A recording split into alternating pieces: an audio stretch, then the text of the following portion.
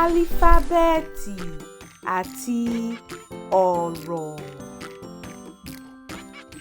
A ajá, B bàtà, D dùrù, E eku, Ẹ ẹyẹ, F fìlà, G gèlè, G gbàgúdá, I Haúsá, I igi, J jígí, K kìnìún, L labalábá, M màálù, N nọ́ọ̀sì, O omi, Ọ ọmọ, P páálí, R ràkúnmí, S sálúbàtà, C ṣúgà, T tábìlì, U úgú, W wúrà, Y yànmùyánmú.